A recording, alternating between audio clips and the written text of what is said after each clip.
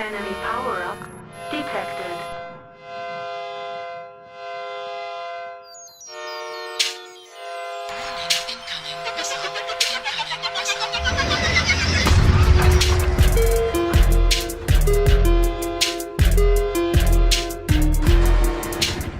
This is Incoming Missile, a MechWarrior Online podcast. Hi 7 MechWarriors and welcome to Incoming Missile. This is your host Cozened Indigo with another in our Target Lock series where we place the reticle on another member of the MechWarrior Online community. This time we're speaking with Cykl0neJack, a MechWarrior Online streamer, a member of Twitch team Mech Pilots United, and a member of the competitive team Dropship 4. In this episode we get some advice on what goes into being a streamer. He tells us about Mech Pilots United and this exciting initiative, and we also talk about competitive play in this year's World Champs. Be sure to check out Cykl0ne and all the Mech Pilots United team, and we'll leave a link to his channel in the show notes. So make sure to click and follow and to check out his content. Just a quick update that we're currently collating the information we received in the Mech Register, and we'll be drawing the winner of a mechpack shortly, so stay tuned and we'll cover off what we've found in an upcoming episode. It is pretty interesting stuff, and we are very keen to share that with you.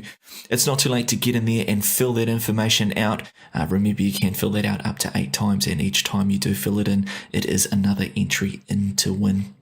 And if you haven't already, make sure to check out our previous podcasts, including the discussion that we're having on balance and the other members of the MechWarrior Online community that we have interviewed.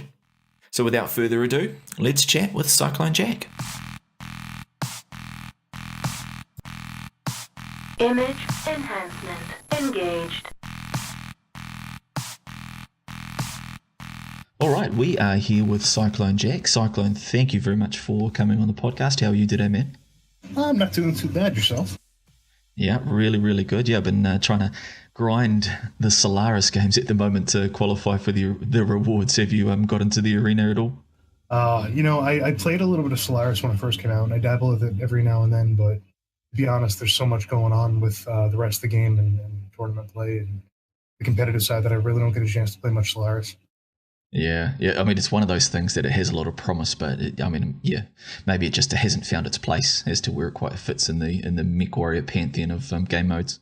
A lot of people enjoy it. It's just not really my thing right now. I don't have the time for it. I'd rather drop with the team or do some quick plays. It is definitely like a different take on the game. I'm the same. I really enjoy the teamwork element of it, and comp play is obviously the ultimate expression of that. But yeah, it's fun to kind of drop in every now and then. Absolutely. All right, so as I said, thanks for coming along today, and we're very keen to talk to you about what brought you to MechWarrior and your experience as a streamer. You are a content creator and you do stream MechWarrior Online.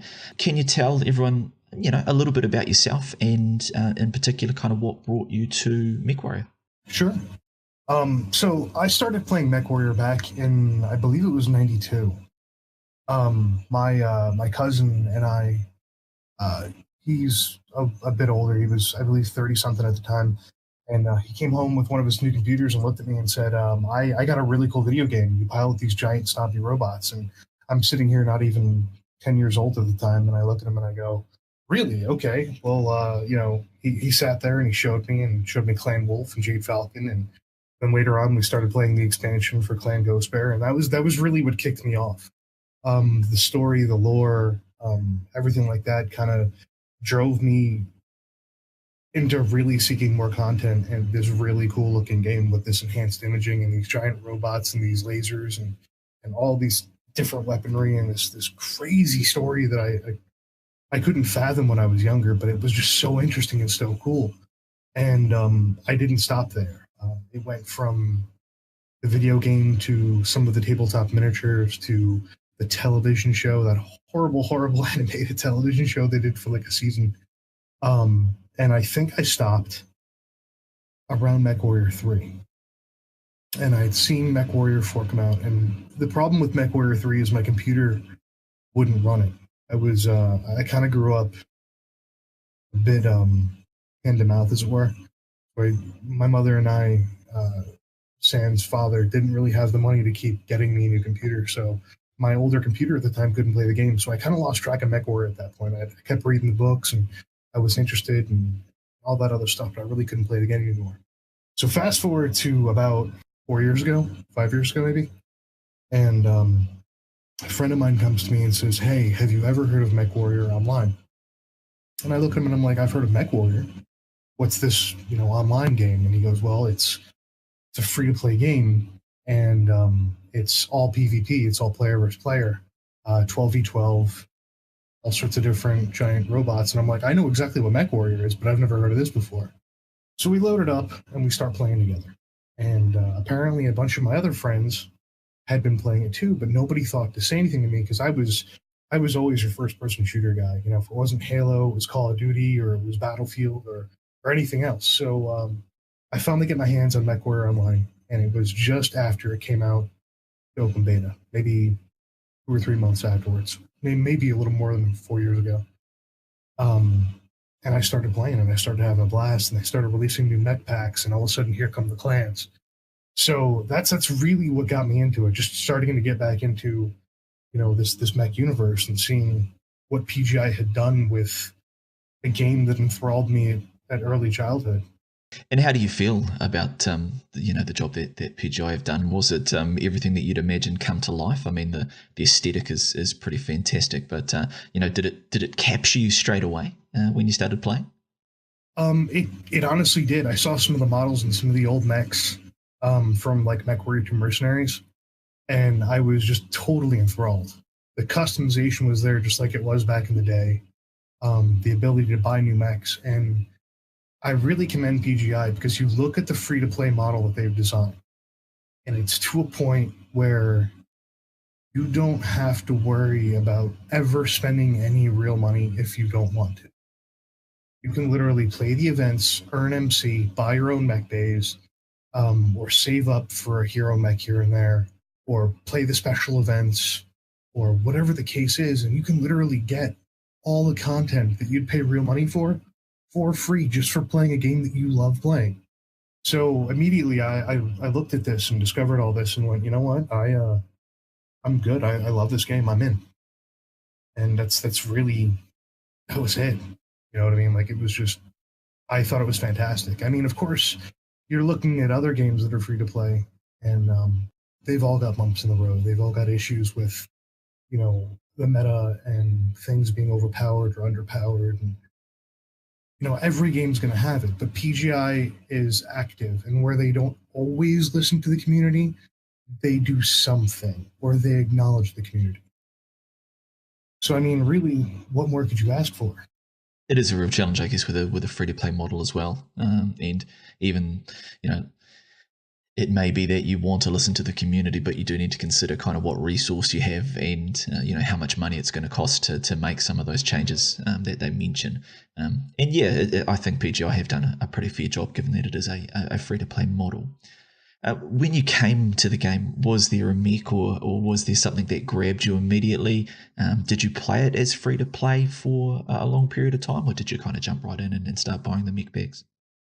I played it free-to-play for a little while. I got into it. I earned my first couple mechs, and one of the first mechs that was very iconic to me that was available in the game was the Raven 3L. I played the BattleTech tabletop role-playing game, and my character was a specialty mercenary pilot that piloted the Raven 3L. So I saw this mech rehashed, remodeled, all pretty, and it's like wonderful glory, and I was immediately enthralled by it.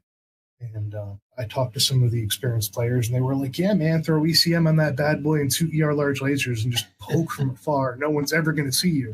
And that was my first experience at quote unquote meta in the game. So that was it, man. And then, of course, you look at the Atlas. I mean, who doesn't know what an Atlas is? So, I mean, those two iconic mechs really drew it in for me. Nice. So the Raven was meta at some point in time, are you telling me? Yeah, man. When back during the days of Old Force Colony, they had actually had some content creators, some YouTubers that took Raven 3Ls, and before they were skill trees, they were like little tiers of XP that you would unlock. Yeah. And Raven 3L would sit in the back with 2 large lasers, and if you played the game right, and if you played the mech right, you'd walk out with 1,000 damage plus games on that thing. Wow, I mean, it is, that is a little bit hard to imagine, I guess, with what we see these days. But I mean, that is really cool that you've come to the game and there's been something there that grabs you straight away. And look, has it never let go? I mean, the changes that you've seen since then and the introduction of the new mechs, are they things that you like hail back to your first experiences or the first games that you played? Every season, every year, I can look, or every couple months I can look back and I can say that's another iconic mech. That's another really cool mech. That's something that I saw, back in the day, like the Kodiak, the Timberwolf, two of my favorite of all time mechs. Different things like the Assassin. I mean, all mechs that you can look back on, for me anyway, they come out with over and over again, and it's like nostalgia just hitting you right in the feels. You know what I mean? Like, you're just like, wow, this is intense. So yeah, it's it doesn't let go. It doesn't. And I guess that's one of the powers of a free-to-play game, is that it needs to have those hooks. It needs to have those things that grab you. And it does seem that a lot of players have played the previous versions or been involved in the BattleTech universe, and they enjoy these things kind of brought to life in a different way. Now, you said that you had always played kind of first-person shooter games. How did you find MechWarrior Online in that respect? It's a bit slower, it's a bit different, but did you enjoy that kind of different pace, or the difference from, say, a Call of Duty? At first, I picked it up, and it was very different. It had a very spongy feel, if you know what I mean. Like, you could just pour damage into certain mechs, and it was like the instant gratification wasn't there. But then you saw, what people were looking for, what people are aiming for, and the damage numbers, the component destructions, you could go for the kill right away. And there was ways to, immediately like rip people in half and just move on. But the ability to pour on damage and affect people's gameplay with how you hit them and when you hit them and where you hit them really reached out for me. It was very, very unique compared to some of the other first-person shooters, even the more realistic ones. Because I mean, I still do a lot of first-person shooter gameplay, but MechWarrior has, since my early days of playing, has always been like, this is really kind of cool. Looking back on, where I started playing and how I started playing it, in just a campaign setting, it rang true. And how do you find MechWarrior as a game to stream? I mean, was there a particular reason that you looked at MechWarrior as a game to stream, or just because you loved playing it? So, streaming MechWarrior is really kind of interesting because you fit into one of three kind of categories as a MechWarrior streamer. You're either hyper competitive and ultra skilled, and that's what people want to see. They want to see what you're running, how you're running it, how you're playing a mech, how you're playing the meta. Or two, they want to see what kind of person you are. They want to see, the welcome with open arms, the having fun, the group play, the nice guy, the guy that you're going to have fun with and you're going to chill with, or a combination of the two. A guy that's got some serious skill behind him, but he's very welcoming. He's very warm. He's free to play with his friends and other guys on stream or his viewers, or get the community involved, or all that kind of stuff. And I like to think that I fit kind of in the middle. I'm that third person. I'm a competitive player, but being a part of the community is something that's very, very important to me. And I haven't been streaming very long, actually. This is my 4th month that I've been a streamer. I've had amazing growth. In these 4 months, I'm up to 550 plus followers, and I'm averaging around 20 plus viewers on a good day, my usual time slot.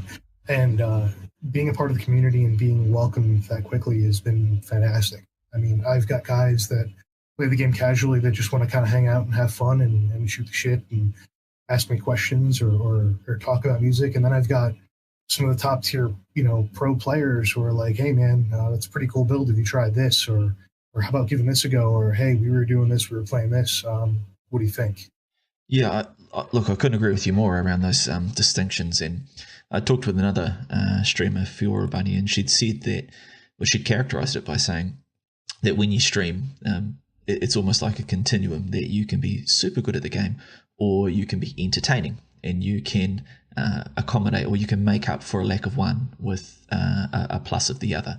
And yeah, as you kind of mentioned, a lot of streamers hover in that middle ground where they're either pretty good at the game and very entertaining, or not as good at the game and they're super entertaining. And so people tune in because, ultimately you want to be entertained either by their skill or just by their personality. Do you think in streaming MechWarrior and starting to get involved in the community, and given your experience of the other first-person shooters, do you think there's something different about the MechWarrior community? I mean, it's been positive for you thus far. Is that something that you think's unique to MechWarrior? The MechWarrior community is very, very tight-knit. And the community will tell you very quickly whether or not you're a part of it or you're not. If you mess up or if you say the wrong thing or you associate with the wrong group of people, you're going to tell real quick. Doors are going to start shutting, your viewership isn't going to be there, and people aren't going to want anything to do with you. So yeah, absolutely. It's a huge thing. I mean, does that present a unique challenge for you? I mean, as a streamer, how do you accommodate that or deal with that as it comes up? To be honest, no. If you're a good person, or if you're a good, not even a good person, if you're an average person, a nice guy or a nice girl, and you're friendly and you're decently welcome and you have fun with the game and you have fun, chatting and hanging out with people, you're good to go. And of course, you're part of not only part of the MechWarrior community, but you're part of a small kind of streaming community as well. You guys put together a bit of a total package deal, which is pretty cool. Did you want to talk a little bit about that? Sure. So there's a new stream team called Mech Pilots United. Myself and several other streamers that are involved in the MechWarrior community were a part of another stream team called the Beer Brigade. And the Beer Brigade had over 400 members. And the creators of the stream team felt that it had grown wildly out of control. And it wasn't exactly what they pictured. And they weren't able to fully give it the attention that they believed it warranted, on top of being partnered streamers themselves and having, their careers and families and everything else to take care of. So they let it dissolve, starting October 1st. Now, we got word of that, and I'm sure that most everybody knows who RJ Bass is, a friend of mine for a bit now. And I approached him and I said, RJ, listen, the Bear Brigade's gone. You're a new member of the Bear Brigade. There are other members in the MechWarrior community that are members of the Bear Brigade, and I believe that there's going to be a void. I think we should do something about it. We talked about it, and apparently Nutty Rat had come to RJ beforehand, another wonderful MechWarrior streamer, and said to him that he was looking to do a stream team himself. So we all kind of got together and we realized that in order to form a stream team, you have to have a partnered streamer founded. So we all went to, as you probably may or may not know, Haven Kendrick, voice actor, guy that does all the sound packs and mod files for MechWarrior. Yeah. Full and head of the community. Fantastic guy, wonderfully friendly, badass pilot, and just, a great content creator.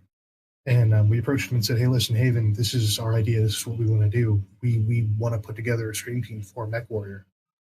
We're shuffling around names. We're talking to a couple different, streamers, and we want to do this.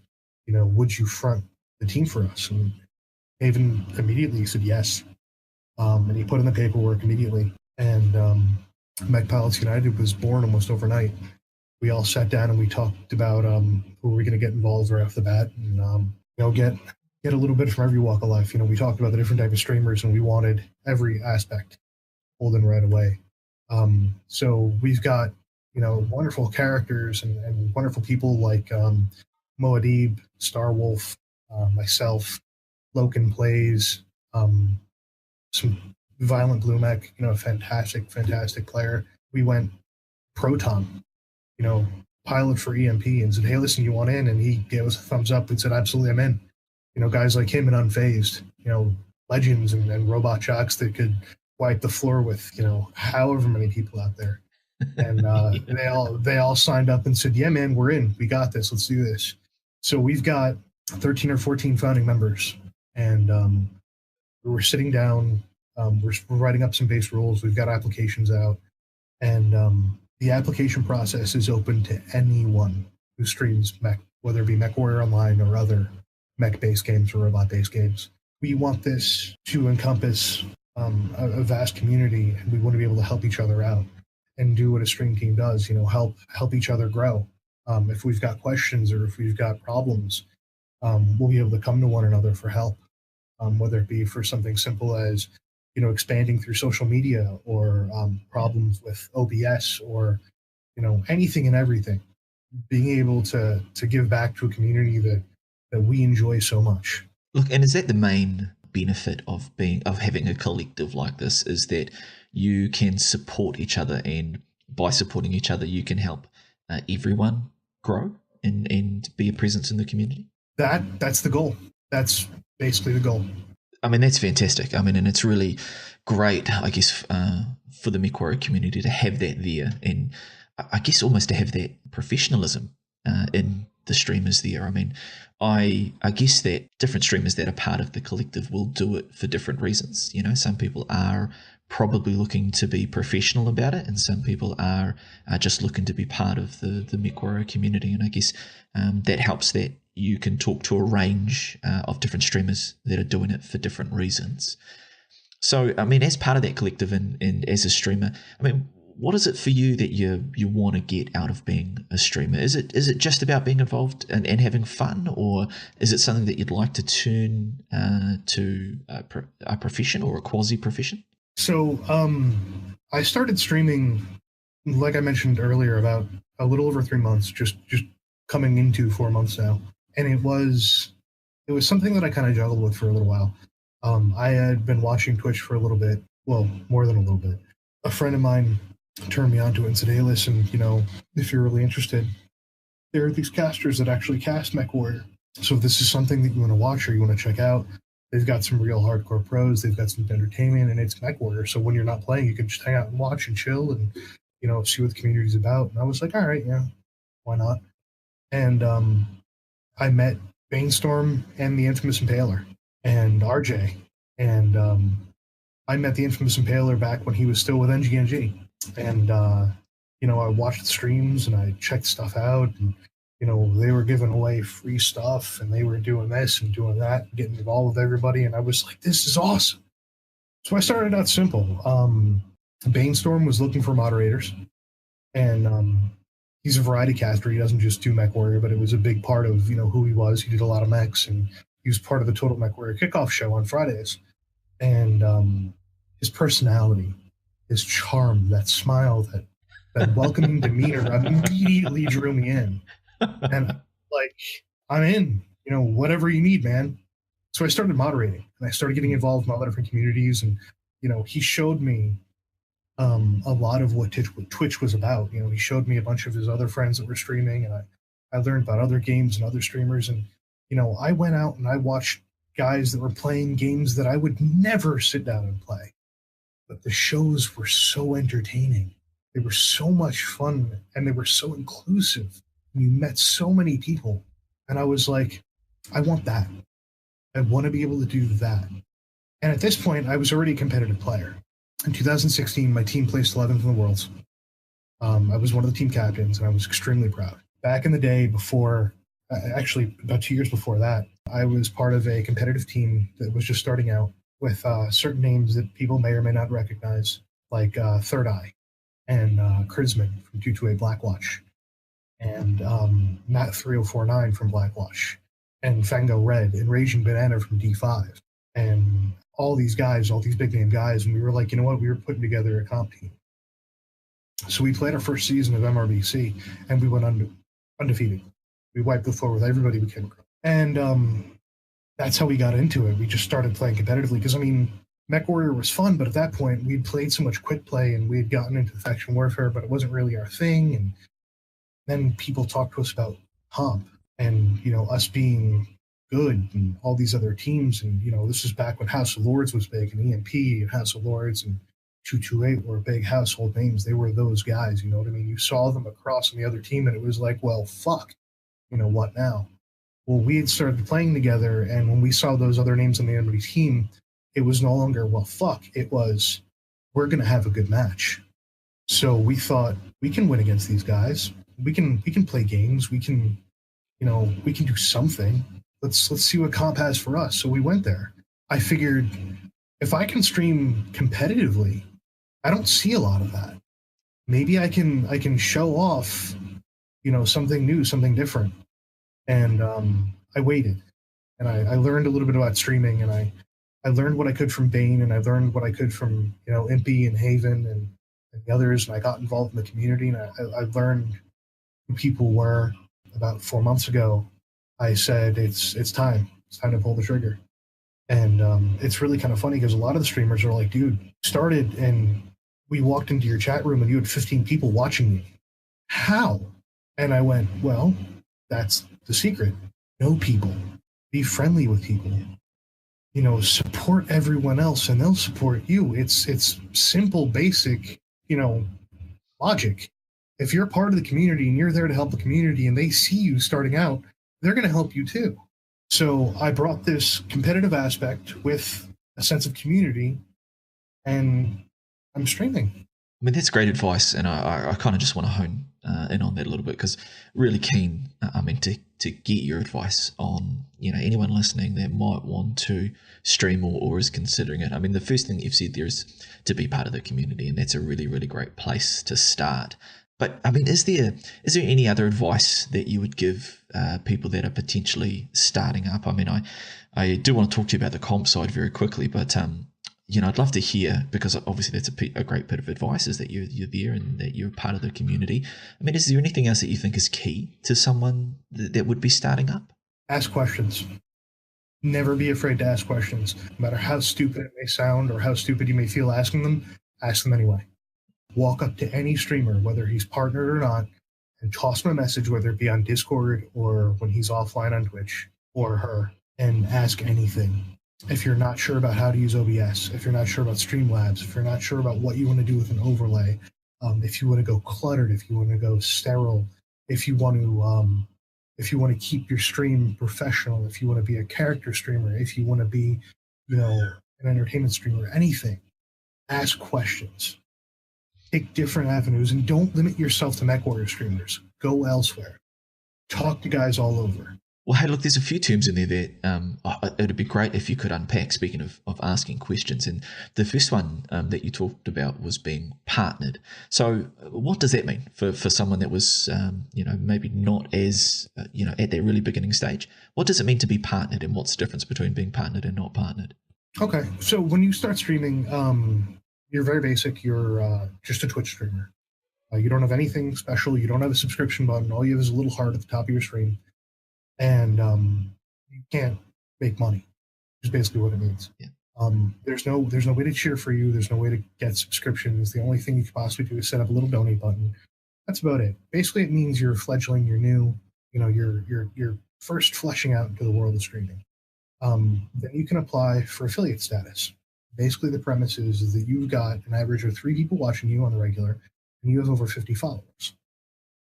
Once you have that, you click a little button, and they approve you, fill out some basic tax identification forms, and you can start making money through cheers and subscriptions and everything else, right? So that's kind of where most streamers sit.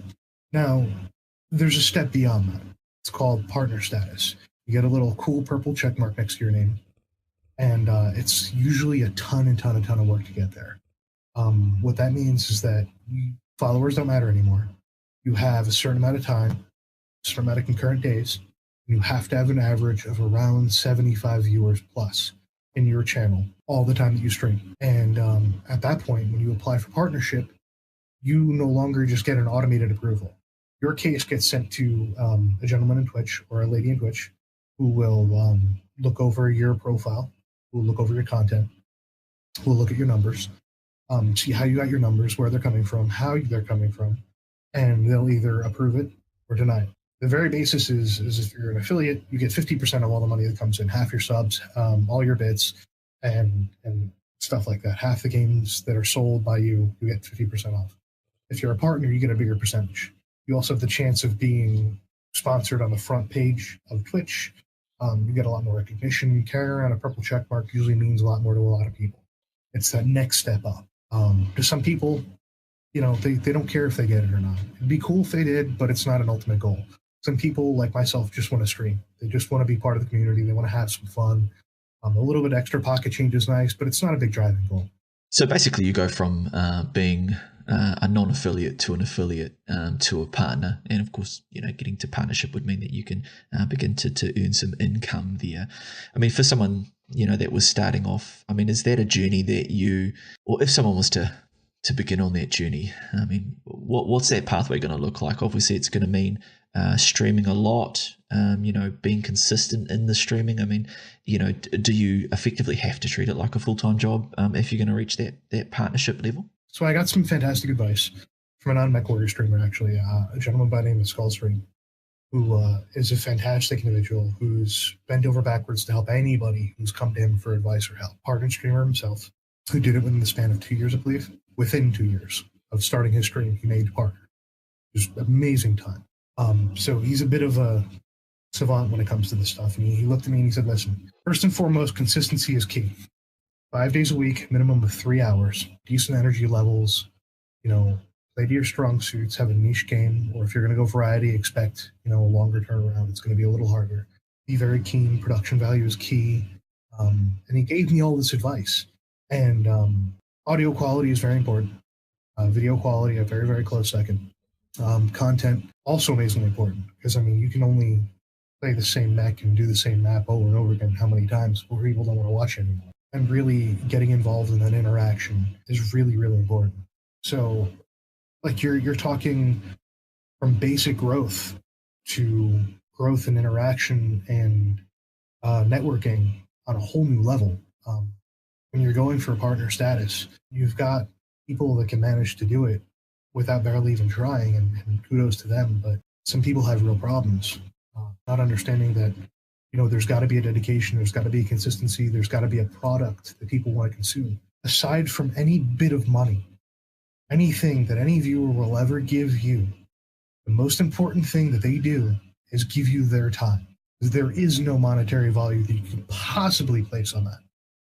You have to respect that, you have to understand that, and you've got to cherish it. I mean, like, you're sitting there watching a stream for an hour, and that's an hour you could be spending with your family, or you could be playing a game, or you could be out, even at work, or watching someone else, or, throwing on a movie, or watching a TV show, or reading a book. But instead, they're spending their time watching you, being a part of your community. And what some people don't understand is that's paramount. I mean, it's a great point that you make around respecting people's time, because we are in a world where there is so much content and so much choice that people can have. I mean, even the Mech Warrior community, which is relatively small, there are lots of streamers and, people do only have so much time in the day. But, there's such great advice to say that, you need to understand that people are choosing to view you and making their choice that you are their content, and that you need to respect that. Absolutely. It's a big thing. So it does sound like a lot of work. And I think a lot of people have this idea of streaming, that it is just a fun thing that you come to and you play and you happen to be broadcasting so other people can see it. But it is obviously something that if you are going to do it and do it well, there are some key things that they do need to take away.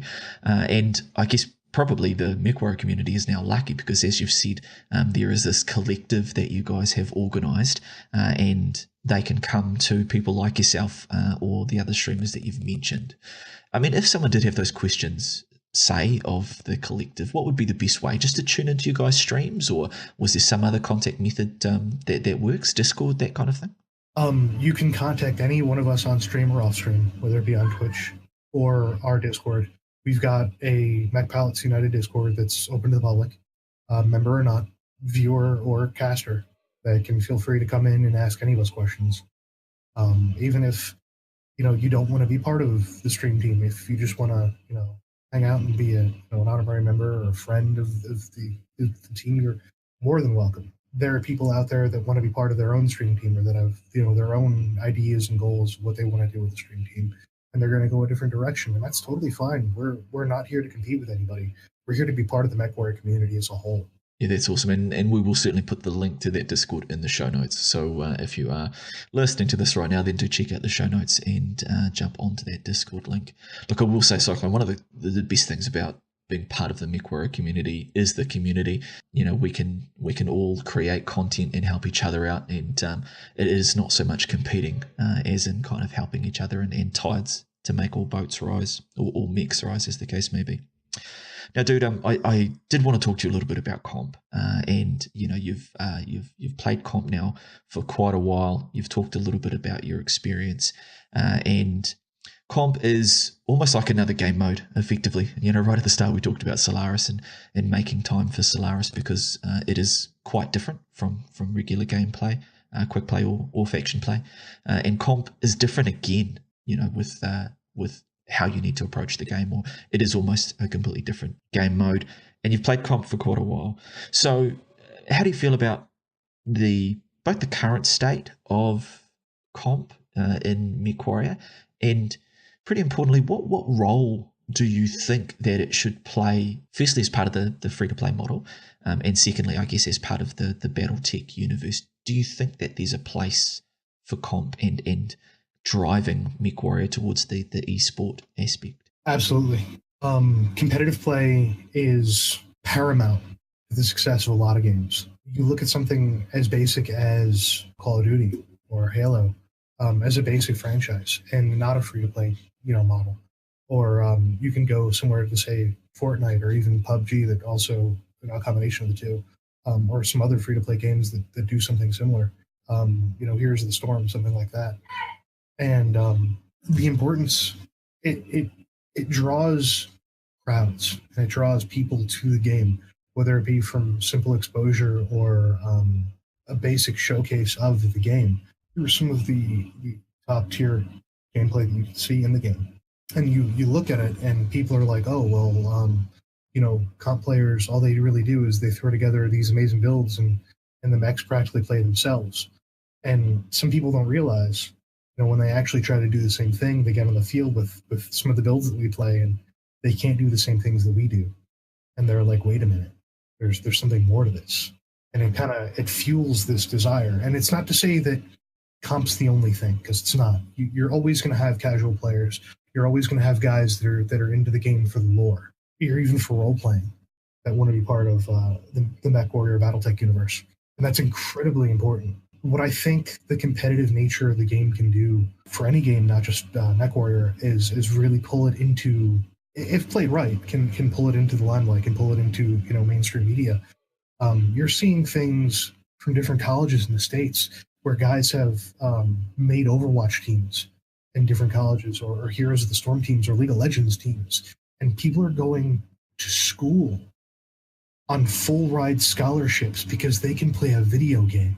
And I mean, it's been a long time developed and a long time coming, but maybe that can happen with MechWarrior. Maybe we can pull free-to-play game into the limelight. Do you think that's maybe one thing that MechWarrior maybe suffers a little bit from at the moment as well? Not enough exposure. I mean, it's almost a little bit reticent about promoting itself. And as you say, comp play can be the flagship for a computer game. It can be the most marketable commodity when you can show people playing it at the highest levels and the heights that the game can reach. Do you think that, yeah, as you say, comp play does highlight a different way that the game can be played, and different ways that top players can make use of the depth and complexity of the game? But that could be something in a growing environment where esports are becoming more and more popular. It's a way that potentially PGI could promote MechWarrior to a new population. Oh, absolutely. I'm not a professional when it comes to the standpoint of marketing, or in a video game community. It's not what I do for a living. But if marketed the right way, if the right exposure is granted to the game, to the community, to everything that PGI is doing, I'm sure it could do wonderful things for the game. It's just a matter of time and planning and time. So that's something I'd like to talk to you about as well. A matter of time and a matter of planning. Do you think that's where it's at? I mean, with comp, and we've just had well, we're still going through this year's World Championships in stock mode, and stock mode came with challenges. And you would have played it, I played it, and it did add a different aspect to the game.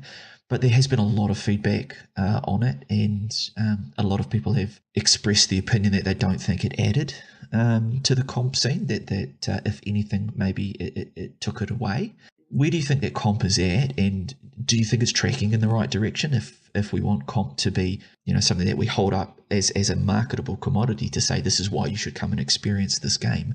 Is comp tracking towards that, or what would need to change if it isn't tracking towards that? I think the competitive nature of any game has the viability to do that. What they did with the stock mode in this year's World Championships, they had an idea, and they were hoping for certain things to happen. They were hoping to incorporate new people, and maybe it worked. Maybe new people were involved in competitive. I've talked to a couple teams, a couple people who would have never dreamt or thought of playing comp before, but looked at this year's World Championships and said, you know what, let's give it a go. Let's see what it's about. Let's have some fun.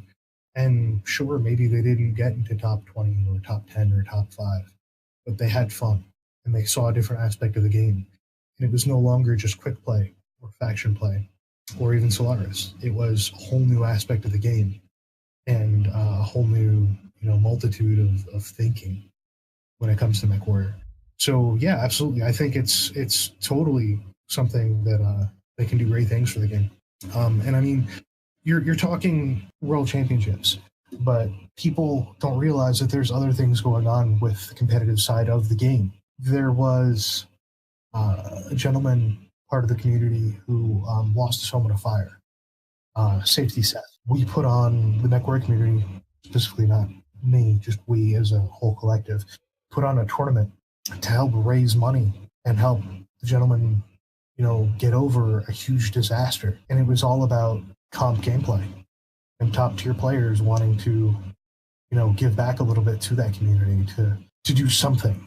You've got Battle of Midway, you've got MRBC, you've got, the old Run Hot or Die, you've got private tournaments, you've got 1v1 tournaments, you've got so many aspects of competitive gameplay that the World Championships are just one piece of it. And PGI is great for supporting all these competitive styles and all these competitive, outlets. So yeah, absolutely, 100%. Yeah, and Battle for Midway, like you mentioned, is pretty cool because it's a slightly different format. You go with 6v6 compared to say other comps where it might be 8v8 or even 12v12. And some of the ones you've mentioned as well are kind of bespoke tournaments where they look at kind of different or unique aspects. Do you think that it's tracking in the right way? There is a bit of comp stuff out there, and they tried an idea with the stock mode, and there'll be positives and negatives to that. Are there other things that you think need to happen with comp? Should it keep tracking the way that it is, or are there things that you think that they could add to make it even more attractive? The stock gameplay was interesting. It was something new, it was something different, and some people liked it, some people didn't. There are other places that you can go play, the meta. You can play top tier mechs, you can play, tier 1 builds, and you can do all that stuff. Obviously not with the same payouts or anything else like that, but I mean, depending on how this is received or what PGI thinks from Worlds here, they might change it back, they might not. And I think it might not have been received in the best light by everybody. Do I think it's heading in the right direction? I think so.